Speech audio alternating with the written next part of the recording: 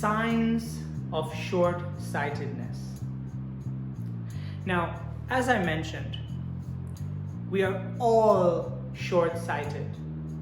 We all have this this is all of us because this is part of human nature. And only by seeing these signs can we combat them. We have to be aware of our short-sightedness. We all might think, actually, I'm not short-sighted. I have these plans and I have these goals. Other people are short-sighted. It's much, much easier to realize how short-sighted other people are, our friends and our family. When we ask them about their plans and their goals, we find that their plans and goals are very vague. They don't have any clear steps. They don't have any specific things that they need to do to achieve those goals. They have no way of measuring the success of their plans. We don't realize that we too are the same. We also don't really have very clear goals. We don't have very accurate plans to achieve those goals. Melanie.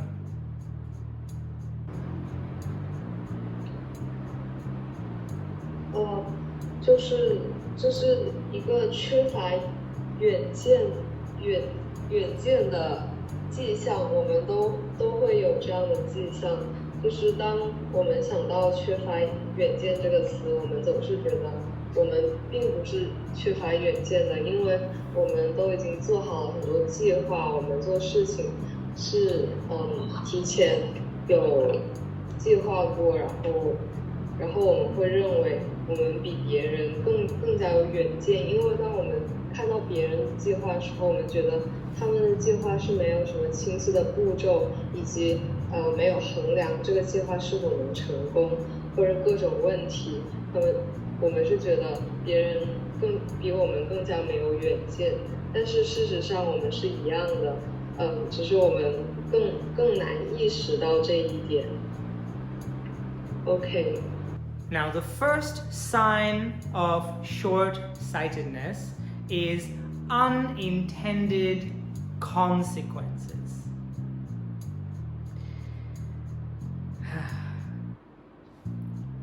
An unintended consequence is where we make a decision without carefully considering the possible consequences. We don't think about the future. Our way of solving a problem is very short-sighted. We are only considering the problem in the present. We quickly try to solve the problem that we are facing.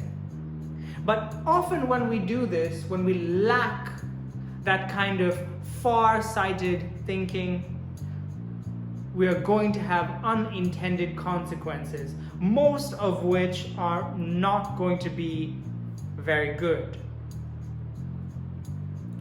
So, Irene. 就是意外的结果，就是说，指的是我们在解决一些问题的时候，就是只考虑当下，然后就不考虑后果。就是说我们在解决问题的时候没有远见，然后我们就比较，就如果我们没有远见的去考虑这个问题，那可能最后的结果就是在我们意料之外。Oh, I have finished. So the first example here is in the 19th century in India. At that time, the British ruled the country and they were part of the government. And in the city of Delhi, or we should say New Delhi, there was a problem that the government and the British people and their families were facing. The problem was that there were cobras. They were dangerous snakes that were, how can I say? They were dangerous snakes slithering around the streets of New Delhi. And this made the British government and their families very, very uncomfortable. So what they decided to do was, without carefully thinking about the consequences, they came up with a policy.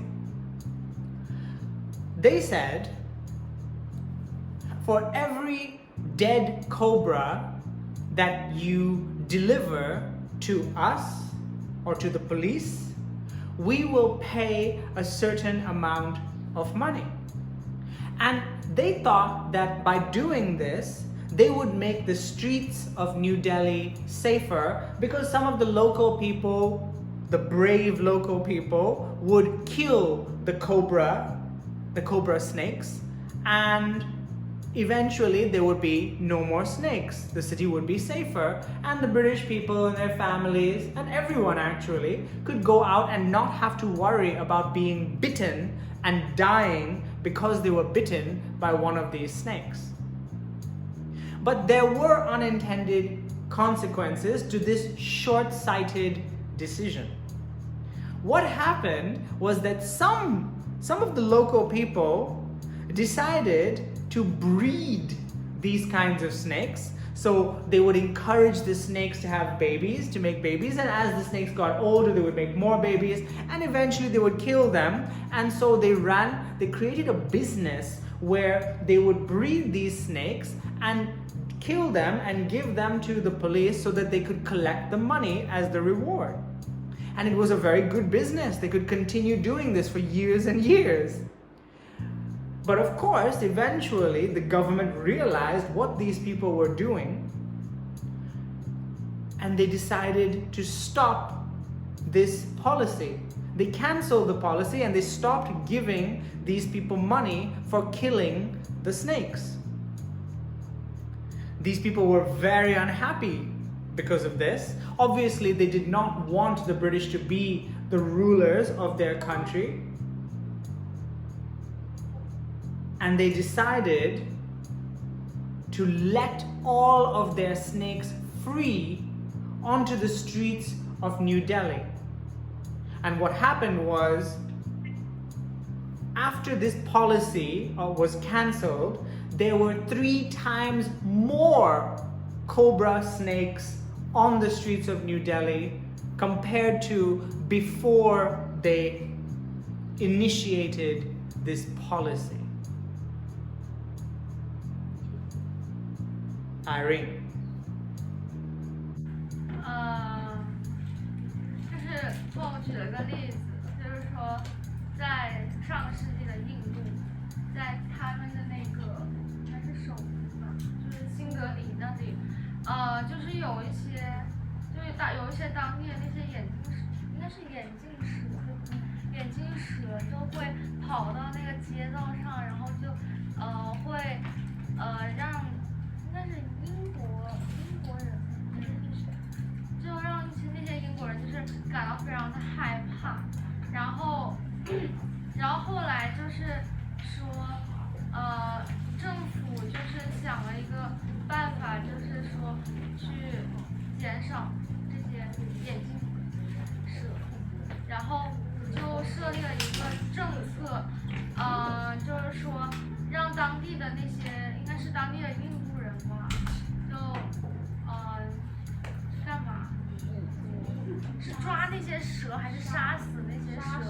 然后可以拿到一些奖赏，就是然后后来就好像就是人们就去应该就是就疯狂去捕杀那些眼镜蛇，还是不是他们开了个产业，是专门养眼镜蛇，然后再杀死眼镜蛇。好的，就是他们就是钻了这个政策的一个漏洞，就是他们只要杀掉眼镜蛇，去找政府领奖，就可以拿到钱。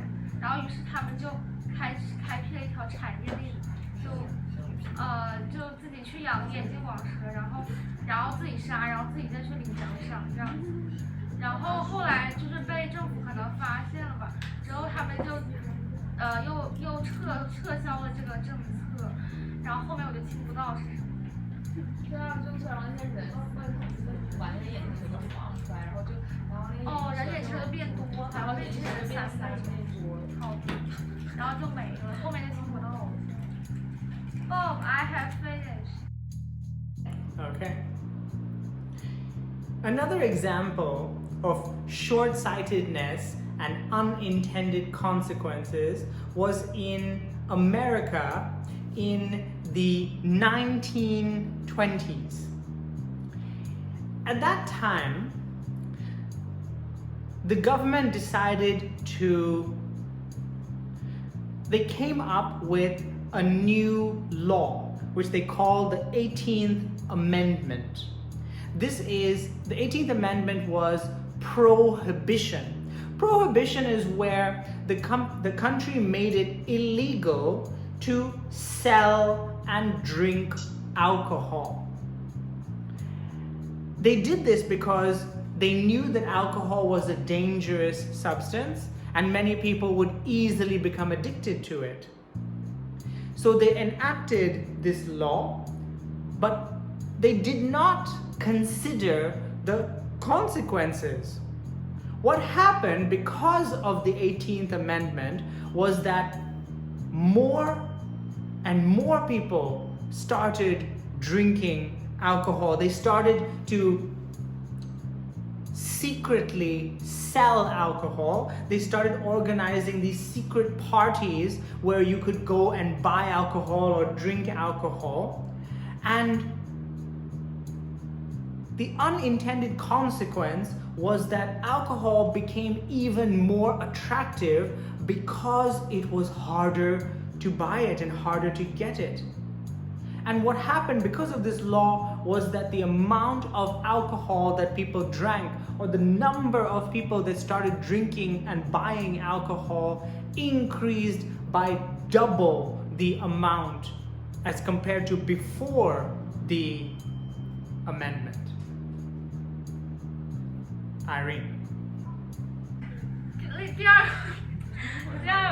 第二个例子就是说，在1980年的美国，就是当地的政府就是设立了一个新的法律，就是说要禁止出售酒水，然后就禁酒嘛。然后呢，但是他们就是没有，就政府没有考虑到他们设这个法律的后果，就是实际上就是因为设了这个法律之后，酒水就变得非常的就是怎么说，就是变得很贵了嘛，因为很难买到了嘛。然后反而越是很难买到的东西，大家就越很想要去就得到。然后呢，就实际上就是人们就开始在私下里进行一些卖酒的这些交易啊什么的。然后最后反而就是这个酒水就是在这些交易当中就是卖了很多，然后就是也赚了很多，就很多人赚了很多钱。然后后面是啥？就最后那个他们没有考虑到的这个后果就是，因为就是有了这项法律嘛，然后这个酒水就非常的热销，然后就很多这些地下的就是一些可能交易场所就变得非常的受人欢迎，然后就原本政府的初衷是说想要为了国家就为了人民好，就是说让大家不要喝酒，但是他们没有想过就是设了这项法律之后，就大家反而就是喝酒的人反而变得更晚，就越来越多了。就是有了这项法律。I have finished. Okay. So these examples are, let's say, slightly old, right? The 19th century in India, USA in the 1920s. Let's look at some more modern examples of unintended consequences. So let's say that you have parents and the parents have a child and the child is very rebellious. He or she loves to break the rules. He doesn't listen to his or her parents and he does things that they don't want him to do. So the parents decide they make a short-sighted decision of really trying to control the child's life. They monitor him and they make his life, they impose more rules on the child's life. But the unintended consequence is that the child becomes even more rebellious and becomes better at being more secretive about breaking these kinds of rules and doing things that his parents don't want him to do. Another example is you have a friend and your friend is depressed, and so you decide that you're going to try and cheer your friend up by telling her about some of the amazing things that she has in her life to be grateful for and the amazing situation that she's in. And you focus her attention on all of the wonderful things about her city, her country, her life, her job, her family, and her friends.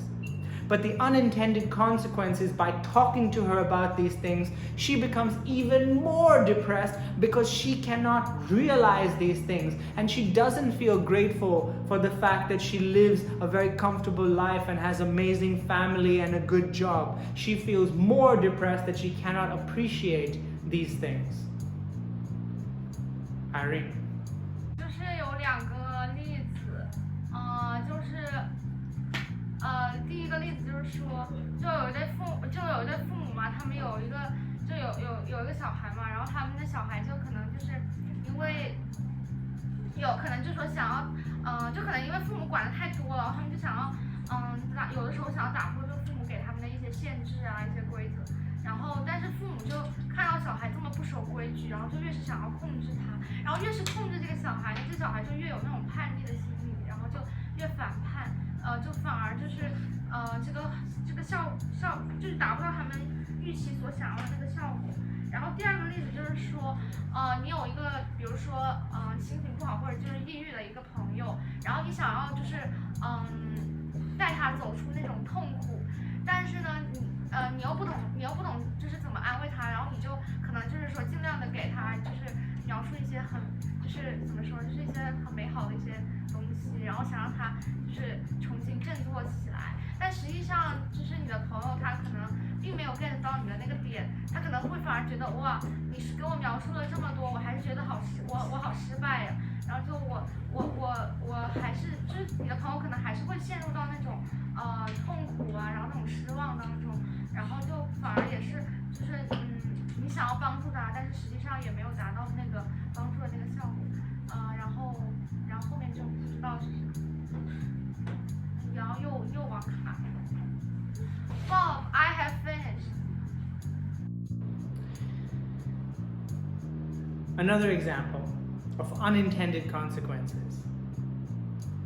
A wife, so you have a married couple, and the wife feels that her husband is not so close to her, and she wants him to share more of his life with her. So when he comes home from work, she asks him about his day, about his job. She wants to know what he's thinking, how he's feeling. But by doing this, her husband starts to feel more uncomfortable. He starts to feel like she's trying to get too much information out of him. And he doesn't like it. So he becomes even more secretive. He shares less about his life and his job and his friends and his thoughts and his feelings. And this makes the marriage even worse. Unintended consequence of her short-sighted decision to ask him to share more. Irene.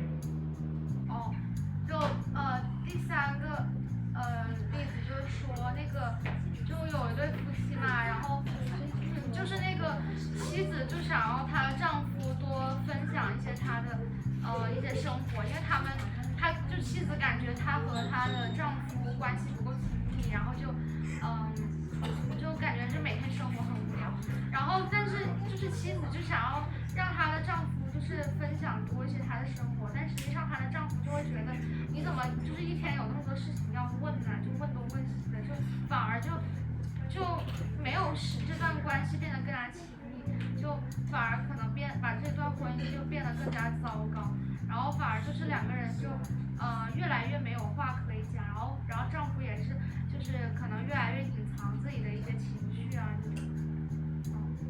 Bob, I have finished. Thank you. So how do we deal with unintended consequences? It seems the only way to deal with this part of short-sightedness is to carefully consider consequences, to carefully consider possible consequences. What are the good things that can happen by making this decision? What are some bad things that can happen by making these decisions? What are some things that may not happen but have the possibility? What is the possibility that something might happen? By looking at all of the possible consequences, we increase our ability to be a little bit more far-sighted, to make better decisions. We also have to use time. It takes a lot more time to consider all of these consequences, to consider the possible consequences to any action that we might take. Very similar to climbing that mountain. It all takes time, but the more time that we give it, the more perspective we get, the more consequences we are aware of, and the better decisions we can make. Irene. 就最后 Bob 就总结了这个我们怎样去，就是减少这个因为考虑不当，然后带来的这个最后结果的一些，这带来的一些不好的结果，就是如何去减少它。就 Bob 就讲，就说我们其实可能最直接的办法就是想的更多一点，就是当你在做一件事情的时候，你不要就是急着去做，急着去把它完成，就是应该多想一下，就是有可能我这么做了之后，可能会导致一个什么样的结果，然后然后就是不要太怎么说，就是不要太冲动嘛，就是多想一层，然后可能你多想了那么一层，最后你这个结果就不是那个unintended consequences， 就可能是一个在你的预料范围之内的一个好的一个结果。Yes, Bob, I have finished. Okay. So, an example here of considering consequences. There's a company which has a very interesting way of doing this. When they are about to make a decision, they will split their department into two teams. One team is called the blue team, and the other is called the red team. And by doing this, the purpose of the blue team is to defend their new idea or their decision, and the purpose of the red team is to try to destroy the decision, is to try to find all of the possible problems, all of the mistakes, all of the ways that this decision is a stupid decision.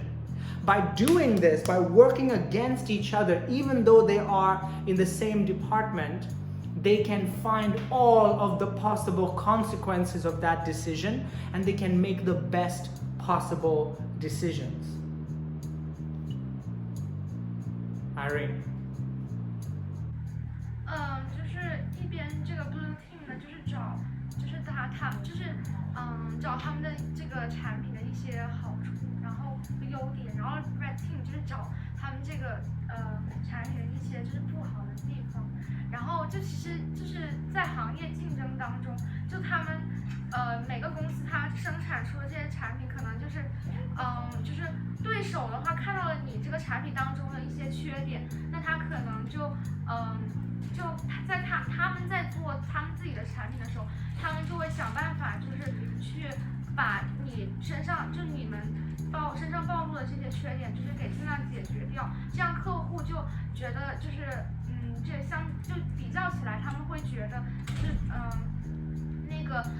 觉得别人家的那个产品就比较好，然后就实际上他们就是他们设立这2个团队就是为了模拟就是自己私下里面模拟这种就是行业内的这种竞争，就是要找到这个自己身上不好的一些地方，然后把它解决，这样就可以减少